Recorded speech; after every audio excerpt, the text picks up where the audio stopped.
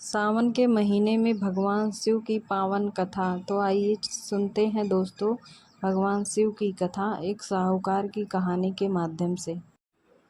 एक साहूकार था जो भगवान शिव का अनन्य भक्त था। उसके पास धन धान्य किसी भी चीज़ की कमी नहीं थी, लेकिन उसकी कोई संतान नहीं थी और वह इसी कामना को लेकर रोज शिव जी के मंदिर जाकर दीपक जलाता और उसे भक्ति भाव को देखकर एक दिन माता पार्वती ने शिव जी से कहा कि हे प्रभु, यह साहूकार आपका अनन्य भक्त है, इसको किस बात का कष्ट है? अगर है तो आप उसके कष्ट को अवश्य दूर करना चाहिए।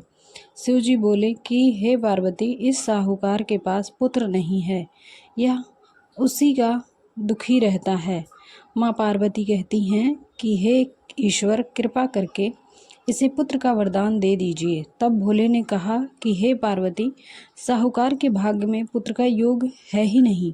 ऐसे में अगर इसे पुत्र प्राप्ति का वरदान मैं दे भी देता हूँ तो वह केवल 12 वर्ष तक ही जीवित रहेगा। यह सुनने के बाद माता पार्वती ने कहा कि हे प्रभु, आपको यह साहूकार को पुत्र का वरदान दे देना चाहिए, अन्यथा कोई भक्त क्यों आपकी सेवा पूजा करेगा। माता के बार बार कहने पर भोलेनाथ ने साहूकार को पुत्र का वरदान दे दिया, लेकिन यह भी कहा कि वह केवल 12 वर्ष तक ही जीवित रहेगा।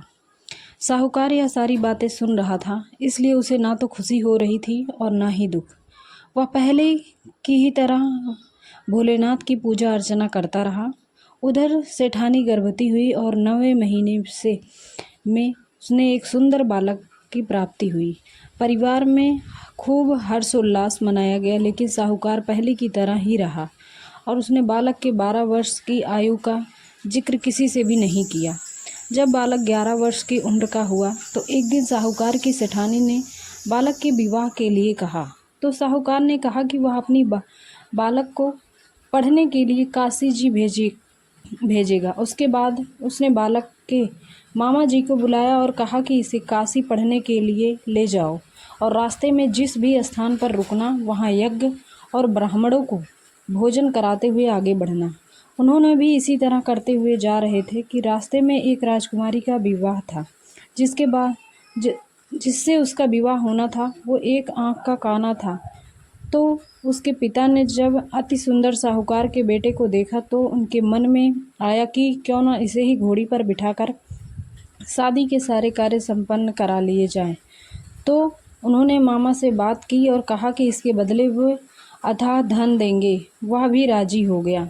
उसके बाद साहूकार का बेटा विवाह की बेदी पर बैठा और जब विवाह कार्य संपन्न हो गया तो जाने से पहले उसने राजकुमारी की चुनरी के पल्ले पर लिखा कि तेरा विवाह तो मेरे साथ हुआ, लेकिन जिस राजकुमार के साथ भेजेंगे वो एक आँख का काना है।